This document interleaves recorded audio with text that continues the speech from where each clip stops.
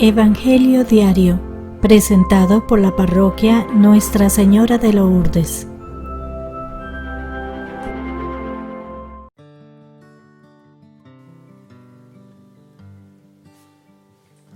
Lunes 10 de agosto. Evangelio según San Juan.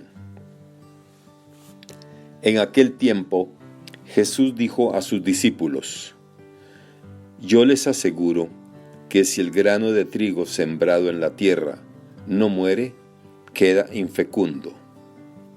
Pero si muere, producirá mucho fruto. El que se ama a sí mismo se pierde. El que se aborrece a sí mismo en este mundo se asegura para la vida eterna. El que quiera servirme, que me siga, para que donde yo esté, también esté mi servidor. El que me sirve será honrado por mi Padre. Palabra del Señor. Gloria a ti, Señor Jesús. Reflexión.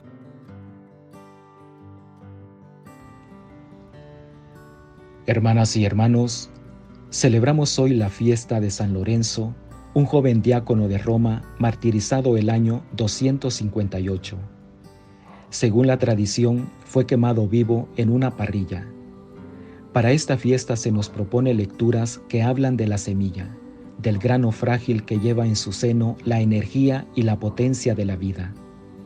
El que siembra tacañamente, tacañamente cosechará. El que siembra abundantemente, abundantemente cosechará, nos dice San Pablo en la primera lectura. Y en el Evangelio, Jesús nos dice: si el grano de trigo no cae en tierra y muere, queda infecundo, pero si muere, da mucho fruto. ¿Qué nos enseña esta imagen de la semilla?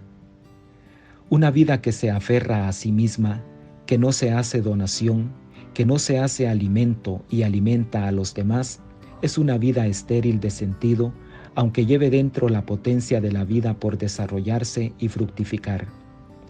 Toda semilla por sí sola no vale para nada.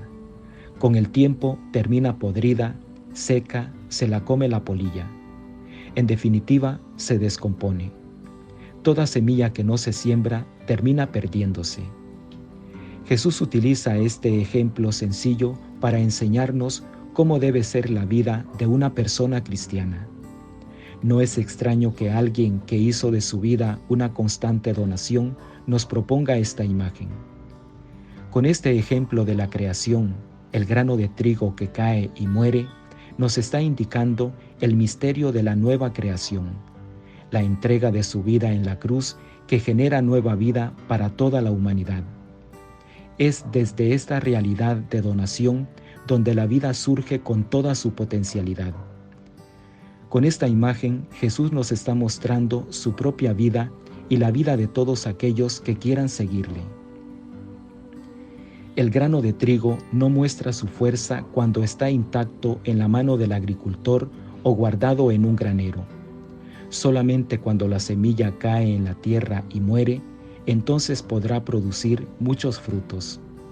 Así es nuestra vida. Cuando vivimos solamente para conquistar nuestros proyectos personales, cuando todo lo ponemos en función de nuestros intereses egoístas sin pensar en los demás, es una vida llena de cosas, pero no de sentido.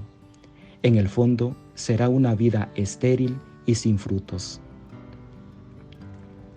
La sociedad en que vivimos promueve esto: el egoísmo, el narcisismo, el individualismo y la frivolidad que se promueve lleva a las personas a ser semillas que quieren conservarse guardadas y terminan secas e inservibles.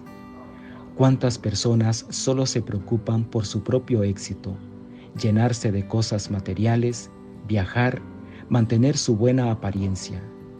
¿Cuántas parejas jóvenes, por ejemplo, desechan de entrada la posibilidad de tener hijos para no arruinar sus cuerpos, para no echar a perder su carrera profesional o con el pretexto de no tener la solvencia económica para hacerlo? Pero sí tienen mascotas en las que invierten quizás más dinero que en un niño. ¿Cuántos ejemplos podemos encontrar hoy de personas que viven como semillas secas?